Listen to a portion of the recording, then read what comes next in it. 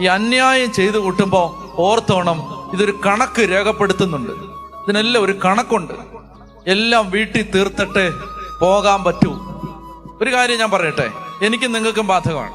എനിക്കും നിങ്ങൾക്ക് ഒരുപോലെ ആപ്ലിക്കബിൾ ആണ്. എല്ലാ കടങ്ങളും ഒന്നുകിൽ ഇവിടെ വീട്ടണം, അല്ലെങ്കിൽ ശുദ്ധീകരണ സ്ഥലത്ത് വീട്ടണം. ഞാൻ എന്താ പറഞ്ഞേ? എല്ലാ കടങ്ങളും ഒന്നുകിൽ ഇവിടെ വീട്ടണം, അല്ലെങ്കിൽ ശുദ്ധീകരണ സ്ഥലത്ത് വീട്ടണം. ഇതില്ലാതെ ഒരു മനുഷ്യന് മോചനമില്ല. അതുകൊണ്ടാണ് ഈ കടങ്ങളുടെ പൊറുതിക്കും പാപങ്ങളുടെ മോചനത്തിനും എന്ന് പ്രാർത്ഥിക്കുന്നത്. ഈ കടമുണ്ട്, പാപം പൊറുക്കപ്പെട്ടാലും കടം കിടപ്പുണ്ട്.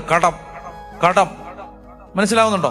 അപ്പൊ അതുകൊണ്ട് ഈ ജീവിതത്തിൽ അന്യായങ്ങൾ ചെയ്തു കൂട്ടുമ്പോ, ഒത്തിരി മനുഷ്യരുടെ കണ്ണുനീര് വീഴ്ത്തുമ്പോ, ഒരുപാട് പേര് നമ്മളെ ശപിച്ചും പ്രാഗി ഇറങ്ങി പോകുമ്പോ, ഒത്തിരി പേരെ ഈ ധാർഷ്ട്യവും ധിക്കാരവും കൊണ്ട് പീഡിപ്പിക്കുമ്പോ, വേലക്കാരന് കൂലി കൊടുക്കാതിരിക്കുമ്പോ, ന്യായമായ കൂലി പ്രതിഫലം മനുഷ്യന് കൊടുക്കാതെ പീഡിപ്പിക്കുന്ന സമയത്ത്, അന്യായ കൊള്ളപ്പലിശ